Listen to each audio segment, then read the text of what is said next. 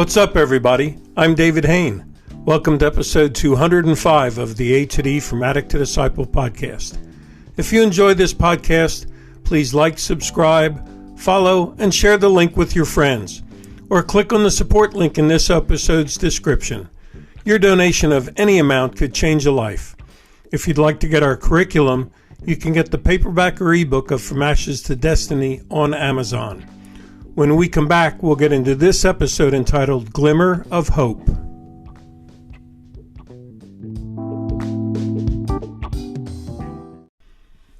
Welcome back to episode 205 of the A to D From Addict to Disciple podcast entitled Glimmer of Hope. No, this is not a rerun of episode 202, which is Gather Your Glimmers, but it is in response to feedback that I got from a variety of listeners because I mentioned the phrase Glimmer of Hope in that one. And they said, hey, David, how about giving us a walkabout episode on the Glimmer of Hope? Because we struggle with that one too. So here we go. It's going to be a walkabout, and we're going to pretend we're going for a stroll in a park named Glimmer of Hope. So as we approach the park, there's a big sign at the entrance with a quote by Orison Swett Marden, the author of An Iron Will. Here's the quote. There is no medicine like hope, no incentive so great, and no tonic so powerful as expectation of something tomorrow. The golden opportunity you are seeking is in yourself. It is not in your environment. It is not in luck or chance, or the help of others. It is in yourself alone. Whew, that's a strong one. You got that? So as we walk down the path in this park on the Glimmer of Hope Trail, we're going to look at each of those segments that was mentioned by author Orison Swett Marden and see if we can think about them a little bit deeper. And there'll be journals at each stop, so I'll read what some of the people who walked this before us said. Okay? So here we go. We go down to the first stop, and it's entitled Medicine, and it's coming from the phrase, there is no medicine like hope. And it starts with a quote by Desmond Tutu, and it says, hope is being able to see that there is light despite all of the darkness. Okay, let's see what those who've come before us have said in the journal. First entry says, for too long, I have tried to numb or escape my pain. That was my medicine. It only sent me deeper into the darkness. The next entry says, I live with such fear and anxiety that I always think the light I see in the darkness is the train that's going to run me over. Shaw, is that you? And the third entry says, how do I find that kind of hope that sees light when the darkness closes in? Shaw, a good start on this trail because it's saying that medicine is the best hope, or hope is the best medicine, And a lot of us are caught where we can't see the light despite the darkness. Okay, let's go down the trail a little further. And the next sign says incentive. And this is coming from the phrase from the original poem, or the original quote, saying, there's no incentive so great as hope. And here's a quote by Martin Luther King Jr., who said, we must accept finite disappointment, but never lose infinite hope. You got that? There's an incentive to this aspect of hope because it's infinite. And even though there's, in the present time, there's disappointments, we have to accept that they're finite. They're just in this time period. But if we can find hope, it's infinite. Let me open up the journal and see what the guys had to say before us. First entry says, I need to grab a hold of that incentive, to realize that hope can be infinite and that disappointment is temporary even though it feels so all-encompassing right now. Sure, is that you? Or are you feeling overwhelmed with disappointment to the point that that's all-encompassing in your thoughts and keeps you from finding hope?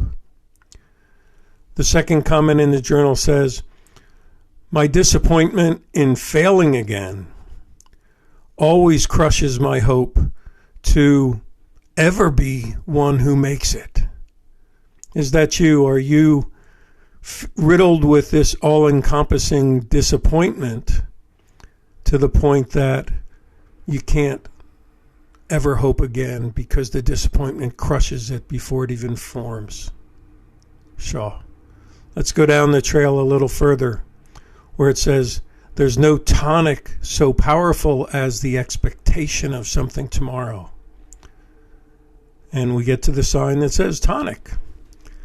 And here's a quote by Václav Havel, who says, hope is not the conviction that something will turn out well, but the certainty that something makes sense regardless of how it turns out.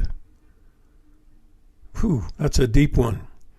So we don't have to be hanging on for something turning out well, but simply that it makes sense, no matter how it turns out. Let's see what the journal says. First entry says, wow, this one is mind-blowing. How do I make sense of things that don't turn out the way I want? Is that you? How do we process that when we actually get the hope up? But the hope is based that they turn out well and they turn out the way that it makes sense to us. Okay. The second entry in the journal says, my peer coach once told me that until I stop using and get the clutter out of the cobwebs in my mind, nothing will make sense. You got that. So if we're looking for hope to be that tonic that helps us see that things will make sense, but we're still we're keeping the cobwebs in our brain that will warp our ability to make sense just because of those cobwebs. Okay, the next sign down the trail says golden opportunity. And it says the golden opportunity you're seeking is in yourself. And the quote that they have here is by Georges Bernanos, and it says, hope is a risk that must be run. Yeah, and I guess this is a reality check for all of us as we're struggling to find that glimmer of hope. We realize that there's some risk involved when we start hoping again, start dreaming again.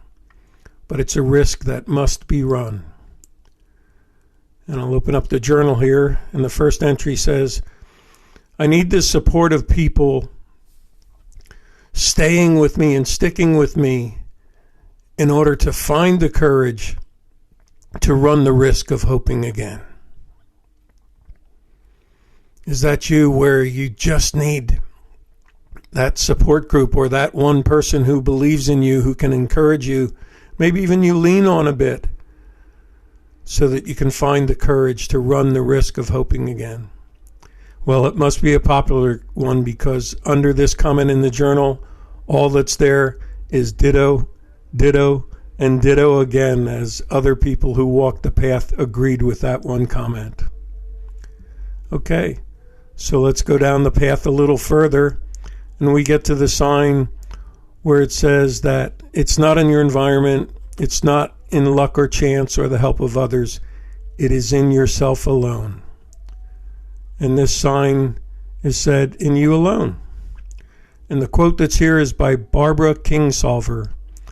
And it says, the very least you can do in your life is figure out what you hope for. And the most you can do is live inside that hope.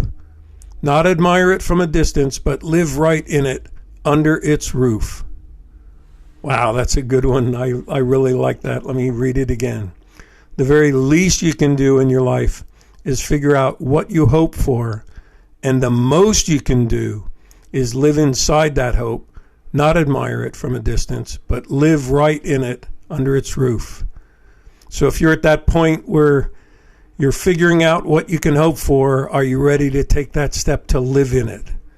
Let me open up the journal and see what others said. The first entry says, "This is my biggest challenge, to find hope living inside me so that I can live inside it." And the second comment in the journal says, "My counselor always expects me to be encouraged by others who make it. Personally, when I try that avenue, it only increases doubt in myself because I'm watching them make it and I keep failing." So can you hear the struggle of hoping again and living inside that hope, not looking at it and admiring it from a distance as we see it in others?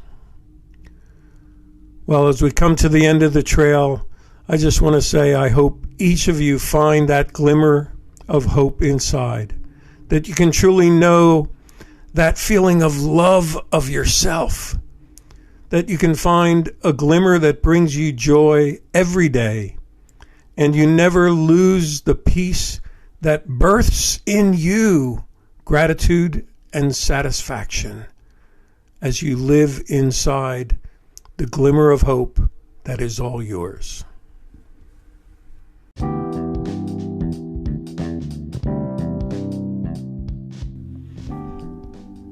Thanks for listening to this episode of the A to D from Addict to Disciple podcast.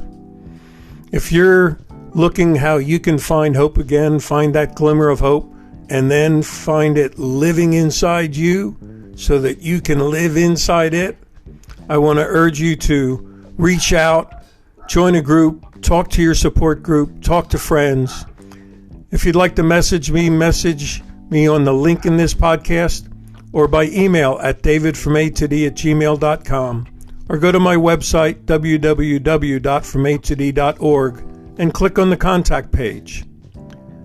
And as always, tune in Monday for our next episode, and stay safe and stay resilient.